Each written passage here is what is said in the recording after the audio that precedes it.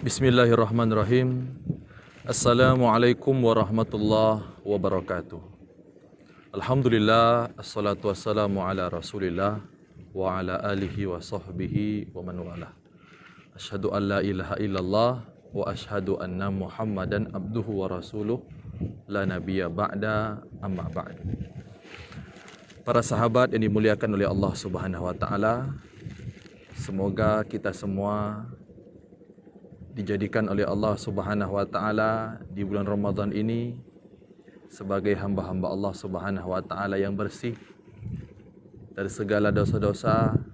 Semoga ibadah Ramadan kita menjadi ibadah yang terbaik daripada Ramadan-Ramadan yang sebelumnya. Semoga amal ibadah kita diterima di sisi Allah Subhanahu wa taala dan kita bisa melaksanakan kewajiban kita di bulan ini dengan penuh semangat, berharap ridho Allah Subhanahu wa taala. Banyak pertanyaan yang masuk, banyak yang bertanya tentang hal-hal yang membatalkan puasa. Oleh karena itu, ilmu itu penting. Ilmu fikih puasa itu penting, karena disitulah kita bisa mengetahui bagaimana kualitas ibadah kita. Agar ibadah puasa kita tidak ragu-ragu, agar ibadah Ramadan kita tidak setengah-setengah. Oleh karena itu, kita harus banyak mengetahui tentang fikih puasa, terutama hal-hal yang dapat membatalkan puasa. Berpuasa tapi dia makan itu karena lupa, atau dia minum karena lupa, apakah membatalkan puasa? Mungkin pada hari pertama Ramadan kita bangun tidur, akhirnya kita lupa, sehingga kita makan, sehingga kita minum.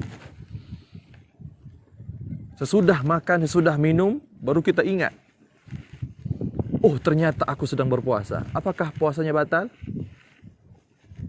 Tidak. Mengapa tidak batal? Karena dia makan, dia minum ketika berpuasa tidak sengaja. Tidak ada unsur kesengajaan sedikit pun. Maka Rasulullah SAW pernah mengatakan, apa kata Rasulullah? Man shoma thumma nasiya fa akala aw shariba falyutimma shaumahu fa innallaha at'amahu wa saqahu. Apa sabda Nabi Muhammad sallallahu alaihi wasallam mengatakan?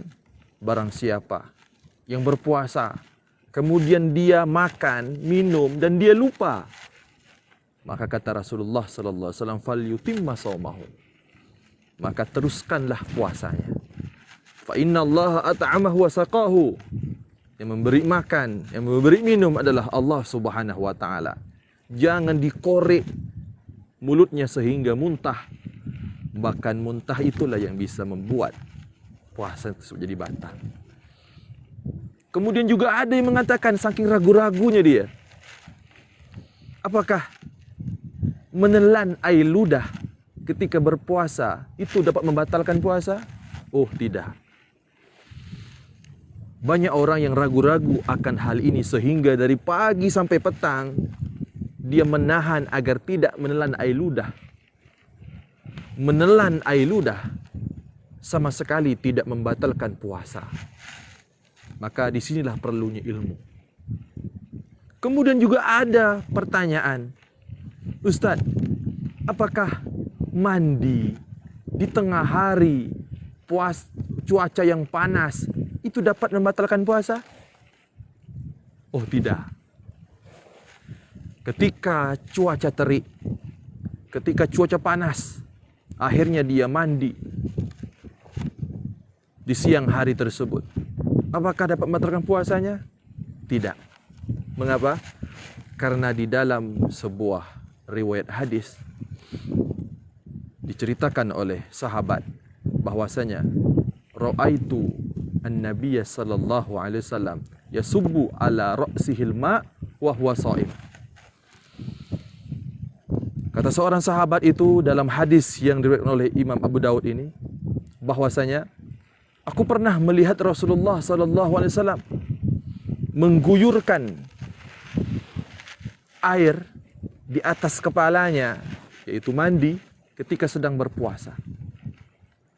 Padahal Nabi mengguyurkan air di atas kepalanya, yaitu mandi, untuk menghilangkan rasa haus, panas, terik ketika berpuasa. Maka mandi ketika berpuasa itulah tidak membatalkan puasa kita. Kemudian yang selanjutnya, ada juga yang bertanya, Ustaz, apakah menggosok gigi ketika puasa itu tidak batal? Itu tidak berkurang pahala puasa kita? Kita tahu sendiri, ketika kita dari terbit fajar sampai terbenamnya matahari, kalau kita tidak menggosok gigi, apalagi kita akan bertemu dengan seseorang, maka mulut ini bau. Akan tetapi jangan bersedih. Memang ada hadis mengatakan, la halufu famus shaim atyabu indallah min rihil misk. Bau mulutnya orang yang berpuasa itu lebih harum daripada minyak kasturi, minyak yang paling mahal. Tapi apakah karena hadis itu kita tidak mau menggosok gigi? Kita sombong, kita mengatakan mulut ini lebih harum daripada minyak kasturi. Ini cara memahami hadis yang salah. Bahwasanya hadis ini adalah majas yang mengatakan bahwasanya bau mulut orang yang berpuasa itu di sisi Allah Subhanahu wa taala, saking mulianya orang yang berpuasa itu, mulutnya lebih harum daripada minyak kasturi. Tapi ketika dia mau menghadap atasannya, dia mau berkumpul dengan teman-temannya, akhirnya dia menggosok gigi. Apakah menggosok gigi itu batal? Tidak, tidaklah batal. Bahkan Rasulullah SAW pernah mengatakan, laula an asyqa ala ummati la amartuhum bisiwak inda kulli salah. Kata Rasulullah, seandainya tidak memberatkan umatku, aku akan memerintahkan kepada mereka untuk bersiwak setiap kali melaksanakan sholat, atau setiap kali hendak mendirikan sholat. Maka daripada itu, menggosok gigi tidaklah membatalkan puasa. Kalau tidak terdesak, kalau tidak darurat, kalau tidak ada kepentingan yang lebih daripada itu, lebih afdalnya dia tidak menggosok gigi dulu.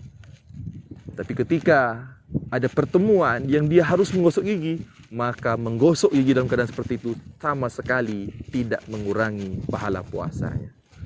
Itulah pentingnya ilmu, agar kita beribadah tidak ragu-ragu. Fas'alu ahla dzikri in kuntum la ta'lamun. Tanyakanlah para ahlinya jikalau kamu ingin mengetahui sebuah perkara tersebut. Wallahu a'lam bishawab. Wabillahi taufiq wal hidayah. Wassalamualaikum warahmatullahi wabarakatuh.